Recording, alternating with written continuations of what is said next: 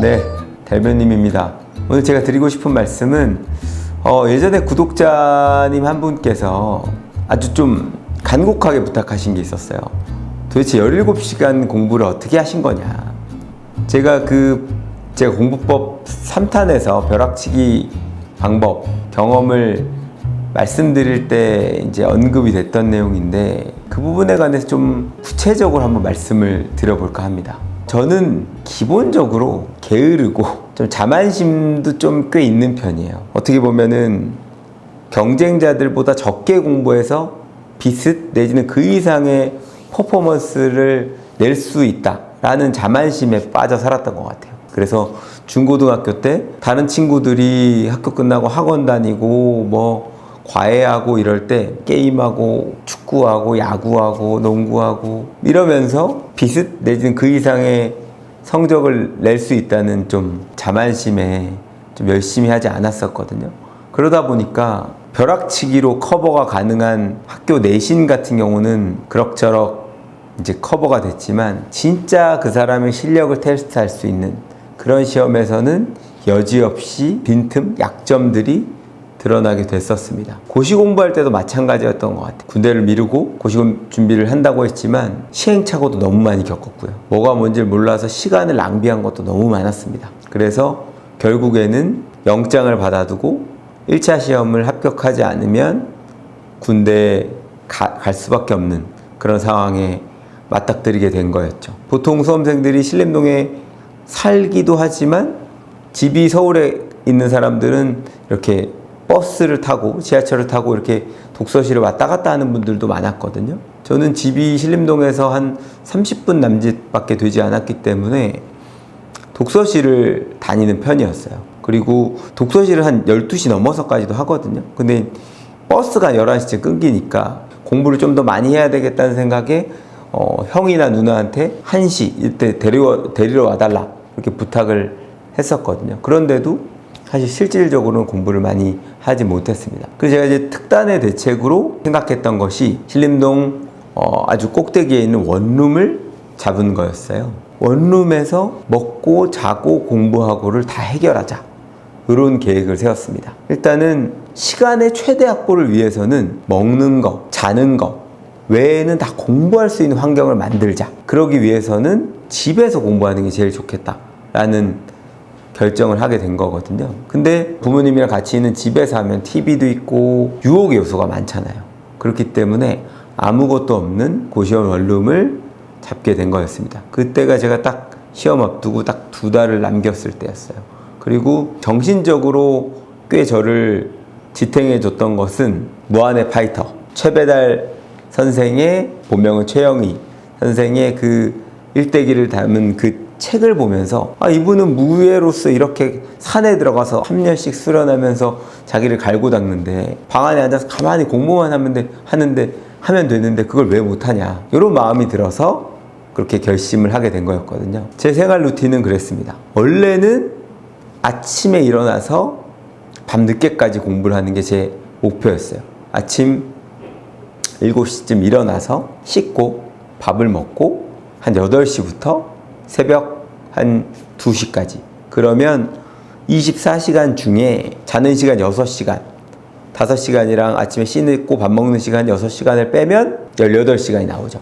그리고 중간에 점심 저녁을 먹는 시간을 30분씩 이렇게 빼면 딱 17시간이 나옵니다. 근데 저는 그 당시에 시간이 너무 부족했기 때문에 최소한의 자는 시간 먹는 시간 빼고는 무조건 공부를 할 수밖에 없는 상황이었어요. 그래서 밥을 방에서 먹기로 결심한 겁니다. 집에 있는 밥통을 갖다 놓고 집에서 혼자 밥을 해서 먹었어요. 2달 동안에. 그래서 그 2달 동안은 그렇게 제가 한 밥이랑 장조림, 무말랭이, 깻잎 뭐 이런 반찬들이랑 해서 먹어도 거의 질리는 줄도 모르고 먹었던 것 같아요. 그러니까 밥 먹는데 실제로 한 10분이면 먹는 거예요. 그러다 보니까 아주 밥 먹는 시간을 최소한으로 그러고 나면 커피 한 잔 들고 주변 산책 다니는 거예요. 제 루틴은 아주 단순했습니다. 그렇게 막상 해보니까 첫 번째 문제는 제가 공부를 하지 않다가 10시간씩 앉아있으려니까 좀이 쑤시고 허리가 너무 아픈 거예요. 근데 그렇다고 해서 공부를 안 할 수가 없는 거죠. 공부 시작하고 한 2, 3일째 거의 뭐 앉아있을 수가 없는 지경이었습니다. 근데 어쩔 수가 없잖아요. 거의 뭐 낑낑거리면서 정말 그냥 버텼습니다. 근데 신기하게 한 4, 5일쯤 지나니까 괜찮아지더라고요. 근데 두 번째 문제는 저 같은 경우에는 공부를 하면서 머리를 굉장히 많이 쓰는 스타일이었어요. 근데 그 당시 공부할 때도 이제 어떤 내용을 공부하면서 비슷한 내용이 앞에서 뭐가 나오는 것 같다. 그러면 그것들을 떠올려서 비교해보고 구분해서 머릿속에 넣으려고 좀 노력을 많이 하는 편이었어요. 생각 안 나면 다시 앞부분을 슬쩍 보고 체크해놓고 아 이건 이거와 다르지. 그리고 책을 읽으면서도 제가 이제 문제를 보면서 떠올렸던 그 문제의 정보들을 기본서에서 계속 확인하려고. 그래서 공부할 때 아무런 자극 없이 그냥 쭉쭉쭉쭉쭉 읽는 거는 실제 효율이 굉장히 떨어집니다. 공부를 하면서 이걸 머릿속에 넣으려고 하면서도 이와 관련된 문제에서 봤던 내용, 앞뒤로 봤던 내용을 계속 떠올리면서 비교해보고 머릿속에 정리하려고 노력을 해야 돼요. 그렇게 공부하다 보면 굉장히 힘이 드는데 효율은 굉장히 높아집니다. 하여튼 그렇게 머리를 많이 쓰면서 공부해서 그런지 한 2시쯤, 늦어도 3시에는 잠을 자야 되는데 잠이 안 오는 거예요. 머리가 너무 뜨거운 거예요. 그래서 어쩔 수 없이 3시, 4시, 5시 이렇게 하다 보니까 아침 6시, 7시 이렇게까지 공부를 하게 된 겁니다. 그래서 생활 패턴이 바뀌었죠. 잠은 더 줄이게 됐어요. 그 당시에는 제가 6시간을 못 잤던 것 같습니다. 그래서 아침 한 7시 이때까지 공부를 하고 나면 여명이 밝아오는 게 느껴지거든요. 그럼 이제 하루를 아주 열심히 보냈다는 뿌듯함이 있잖아요. 그러고 나서 공부를 마치고 7시쯤 잠에 드는 겁니다. 좀 그렇게 밤을 샌 이후에는 밤잠은 좀 줄이고, 밤잠이 아니죠. 하여튼 공부를 마친 새벽에 아침에 자는 잠은 좀 적게 자고 차라리 중간에 피곤할 테니까 낮잠을 좀 더 자자. 이렇게 해가지고 한 7시쯤 자면 한 11시 반 이쯤까지 한 4시간에서 4시간 반쯤 잡니다. 그러고 나서 한겨울이었지만 찬물로 샤워를 막 합니다. 잠이 완전 깨거든요. 그리고 나서 밥통에 있는 밥 꺼내가지고 밥 해먹고, 그러고 나서 한 12시 반 이때부터 공부를 시작하는 겁니다. 그래서 12시 반부터 저녁 먹는 한 5시까지. 그때 제가 그 공부의 효율을 극대화하기 위해서 그 당시에 그 문구점에 가서 달력을 샀는데 제가 공부하는 시간, 그럼 12시부터 공부를 한다. 내지는 1시부터 공부한다. 그럼 1시부터 2시까지의 공부량, 몇 페이지부터 몇 페이지까지 받고 이거를 이제 적는 거예요. 이렇게 해서 제가 공부하는 시간들을 계획표를 쭉 짜가지고 하루에 한 16시간, 많을 땐 17시간 이렇게 타임을 짜서 공부를 했었습니다. 그 외에 아무것도 하지 않았어요. 할 수 있는 게 고작 전화, 문자인데 친구들한테는 나는 2달 동안 연락 못 받을 거야 라고 해서 연락을 안 하고 있었고, 유일한 연락은 이제 여자친구와의 문자였죠. 전화. 사람이 외롭고 힘들기 때문에 이제 밥을 먹고 중간에 밥을 한 15분 동안 먹으면 한 15분 정도 여유 시간이 있잖아요. 그때 전화를 하거나 문자를 보내거나 이러면서 이제 응원을 받고 위로를 받고 그런 시간을 보냈습니다. 어떻게 보면 되게 단순해요. 먹는 시간, 자는 시간. 근데 제가 그때 잠을 그렇게 줄일 수 있었던 건 제가 중고등학교 때 서울대를 가려면 3당 4락 이런 얘기 있었거든요.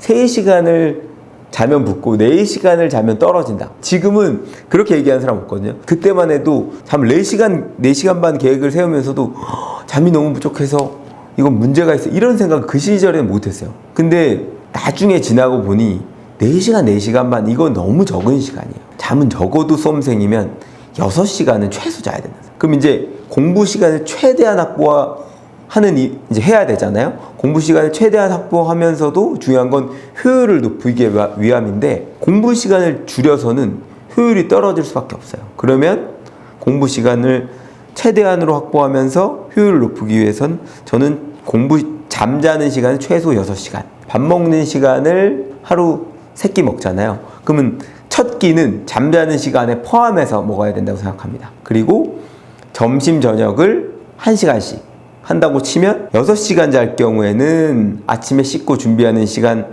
밥 먹는 시간에서 7시간 쓰겠죠? 그 외에 밥 먹는 시간 2시간을 하면 9시간밖에 안 걸려요. 9시간. 그러면 24시간이니까 15시간을 공부할 수 있는 거예요. 만약 7시간을 잔다고 하면 그럼 14시간. 누구라도 마음만 먹으면 확보할 수 있는 시간이에요. 근데 이러려면 뭐가 없어야 되나요? 잠자는 시간, 밥 먹는 시간 외에 나머지 시간이 없어야 돼요. 학교에 있는 도서관을 가서 공부하겠다. 그러느라 왕복 2시간이 걸린다. 그러면 이 14시간에서 2시간이 빠지게 되겠죠. 그래서 공부 시간을 최대한 확보한다는 건 공부 외의 시간을 최소한으로 한다는 얘기가 되잖아요. 그러면서도 효율을 극대화하려면 첫 번째로는 잠은 충분히 자야 된다. 최소 6시간, 7시간 정도까지는 자는 게 좋다. 그 외에 나머지 시간은 온전히 공부만 해야 돼요. 밥 먹는 시간도 1시간. 그러려면 무슨 시간이 없어요? 핸드폰 할 시간이 없어야 돼요. 공부에 방해되는 것들은 완전히 차단하는 게 좋습니다. 카톡. 쉴 새 없이 울리잖아요. 공부하시는 분들은 이런 SNS에서 자유로워져야 됩니다.